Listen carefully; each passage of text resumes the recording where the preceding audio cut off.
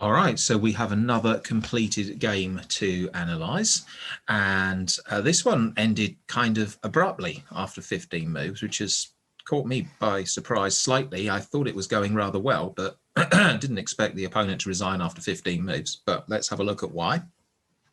And the opponent was rated around the 1400 mark.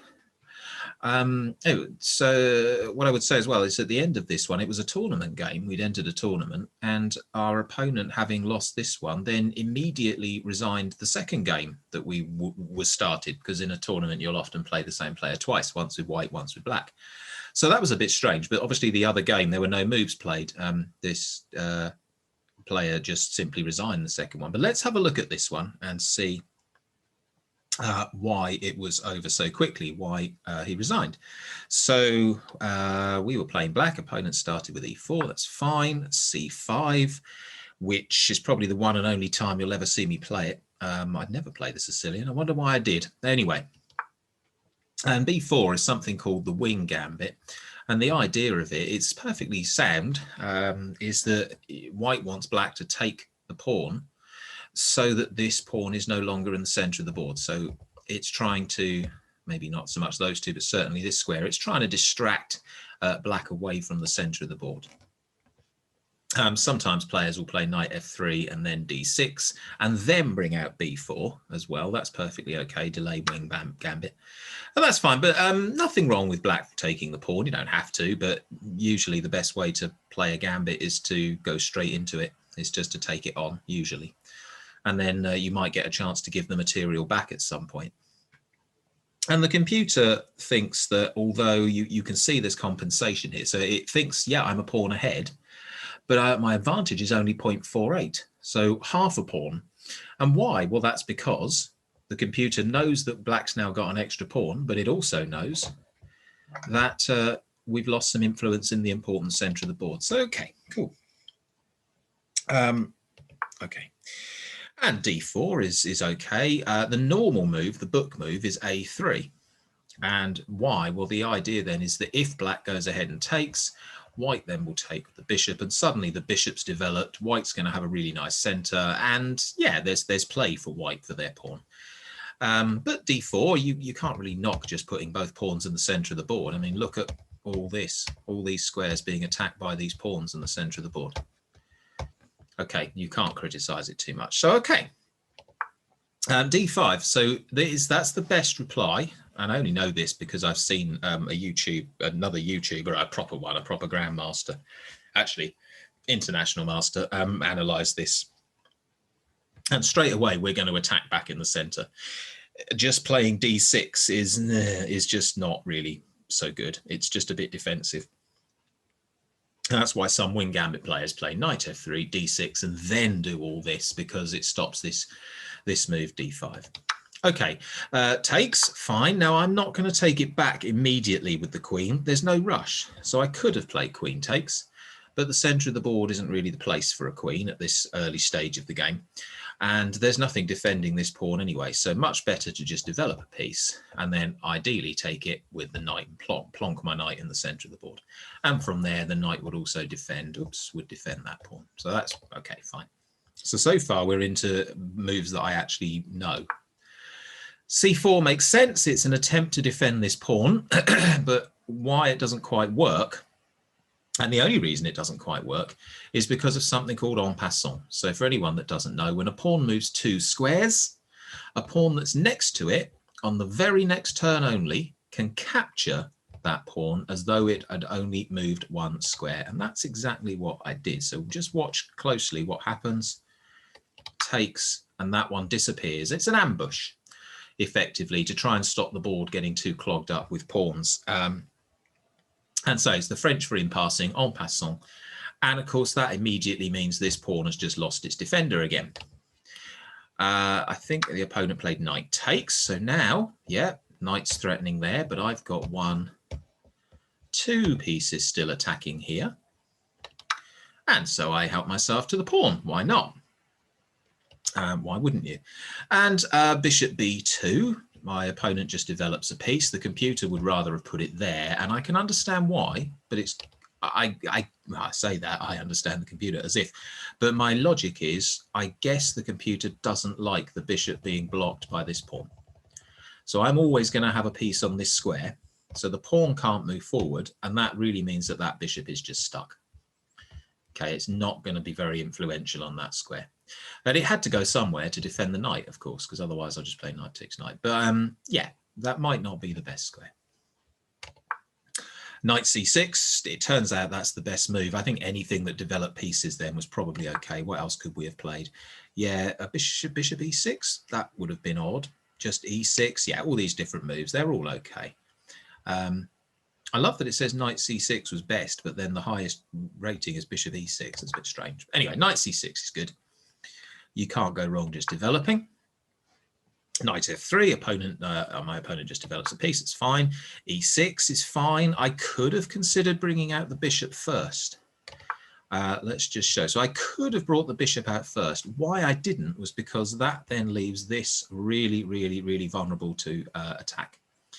So moves like queen here, moves like bishop here, pinning my knight. Maybe that would have come at some point. I just didn't like it. This looked weak. So instead, I played a slightly negative move, slightly defensive, and it turns out that was the right decision. The computer likes that. Bishop to b5. Right, now that's a mistake now. The best move, says the computer, is a3. What else could black have played? A3 could have played bishop to c4 is okay. Rook to c1 would have been okay. But bishop to b5, not so keen. Not entirely sure what's completely awful about it, but I guess we'll see in a minute. A3 was the move that the computer wanted to play, and that's because then I can't put anything on this square because a pawn from here stops it. And you're going to see in a minute me putting my bishop there actually causes white all kinds of trouble. And sure enough, okay, so now it's obvious why the computer wanted that move a minute ago. Bishop to b4 is best. So this is now a problem. It's pinned and it's attacked twice but only defended once. So now we've got a whole series of moves where white has just got to do something about trying to defend this knight. And actually, if I was a computer, well, unfortunately I'm not, I tend to make mistakes, but the computer already thinks black is about 3 pawns up here. So only one actual physical pawn, but the position is so much better that it's worth almost 3.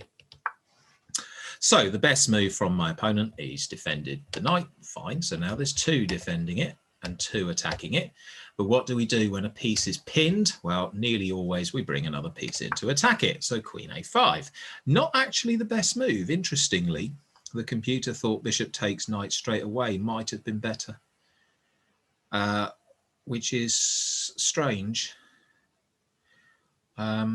I don't quite know why it would have preferred that. It sort of seems to have changed its mind on the analysis. But anyway, the queen a5. But that's the logic, because now we've got 1, 2, 3 pieces attacking the knight, pointing right through at this king. So the knight can't move. It can't go anywhere. So white has to do something. And a check. Okay, well, I can't take white's knight because now I've got to deal with this check. Computer doesn't think that's the best move. What the computer wanted to do was rather different. The computer wanted to do this line, which I'm going to show. The computer wanted to castle as white, but this takes some working out because it looks like it just loses a piece, because remember, we're winning 3-2. So let's have a look. Castles. Okay. It then thinks that the best move is takes. And now it thinks that white should ignore this bishop and play the bishop takes knight move now. Pawn takes. Now bishop takes. And now for some reason it's, why does it not want me to play knight takes c3? Let's have a look. Well, here's the answer. Because white can now reply, it looks like I'm a straight piece up, doesn't it? Like I've still got this one and black's something, but actually my queen's not protected and the knight's already attacked once. So what could happen is this. Now we've got 2 pieces attacking this knight. I can't move the knight anywhere because my queen would die. And there's no other way for me to save the knight, no other way to protect it. So that would actually have involved the opponent getting back their piece and us not winning, which is completely unacceptable because I like winning and I wanted to win. So yeah, good a reason as any. To be honest, I hadn't seen that. I just assumed that white couldn't castle. I hadn't seen that during the game, in fairness. So yeah, I thought white couldn't castle or just would lose the knight. So that's where the computer's really valuable, because it's seen further than I did. Anyway, what I did instead was take, as you would. And then the next move from white was queen to b3. And once again, the same applies. The best white move is castles in this position. So this, and then it wants me to play bishop a6, which happened in the game, attacking the rook. And we have very similar things to last time in that the same sequence applies. If I take, you end up with queen to d2.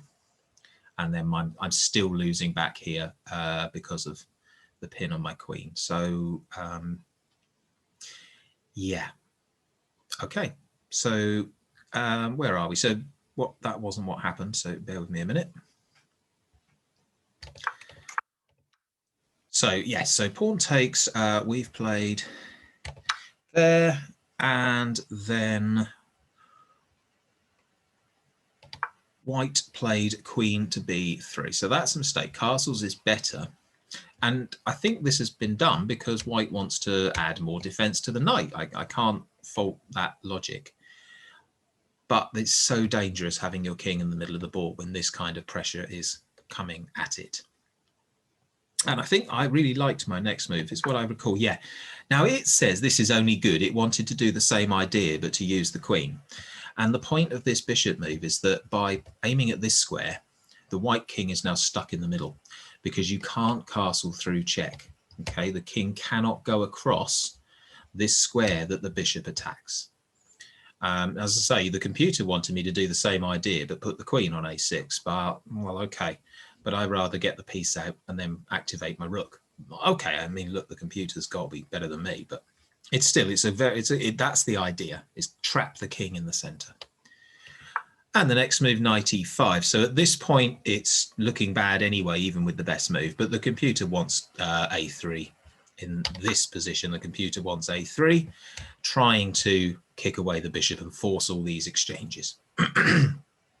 But even then, you can see now, I don't necessarily even have to take. I can just play bishop to d6, and we're just a clear pawn up with a really nice position. So what happened? Knight to e5. Rook to c8 is the mistake, the one mistake I've made in the game. The computer actually wanted me to play queen to b6, and I can understand why, because then we're hitting this pawn as well. And white, so not only have we defended this pawn from white's knight, okay, there's an attack from the knight, but we're also threatening that one. So I can understand why, totally understand why. But I played rook c8 because I wanted to defend that pawn from the knight. And I also had ideas of pushing this through. So rook c8 was my move. King to d2. Now this one, again, the computer wants white to play a3 just to try and swap everything off. Still with a massive advantage to black, but not as big an advantage as in this situation. And now, is my next move the best one? Okay, so anyone who'd been watching the main stream, where I was thinking about these games live, will remember that I was absolutely undecided between whether I should castle or whether I should play c5. I genuinely didn't know which one to do, and I went for c5 in the end, and it's perfectly all right because it puts us 5.5 pawns ahead, but guess which one the computer thought was best. But c5 just puts us 5 pawns ahead. And our opponent's reply, knight to c4, is to attack my queen, which is understandable, but it's now the computer analysis is saying -7. And I'll show you why, because my opponent not only played that move, but then resigned and gave up the game. And so we'll just have a look at the best computer moves each time, just so you can see why. So -7, it's massively in black's favor. So And lots of different ways we can do it as well. Look, the top 3 lines are all hugely beneficial to black. So, but the best one would be bishop takes. White would have to take back, because look at the analysis on the other 2 lines. So we're going to go -7. You've just got to. And now what would we do? Well, again, lots of things. All these different variations leave us well ahead. We could just castle. We could play knight b6. It's always about this pin. There's just never an escape. If ever there's a lesson about castle early, there it is. What could we do? We'll play knight b6 just because. Why not? It threatens the queen. Okay. White's best option. You've got to retreat the queen. You can't leave it under threat to that knight. Pawn takes pawn, and now watch for this. Is why I picked this line, because I saw this coming. Queen takes d4. If you take the pawn, and then rook d8, and the rook d8 wins the queen. So yeah, that was unexpectedly abrupt. I'm not going to complain, because we were definitely in the far and away the better position anyway. As I say, you can see at this point, -7 is well in black's favour. And really the main point is, yeah, our opponent just didn't do anything about getting this king castled away to safety early enough in the game. And it's an interesting pattern, isn't it? Because one of our other games in this particular playlist, I'll just pause the recording for a sec so I can tell you which one. 1 second. Yeah, had a quick look to remind myself. It's game 8 in this particular playlist, again, where you see our opponent just got the king stuck in the middle of the board and was against this whole series of pins against that king. So, okay, so that was, again, against a 1400 player. So we're starting to go up, and it took our actual grade to 1425. So cool. Hope you enjoyed that one, and I'll do another game as soon as one finishes. Thanks very much.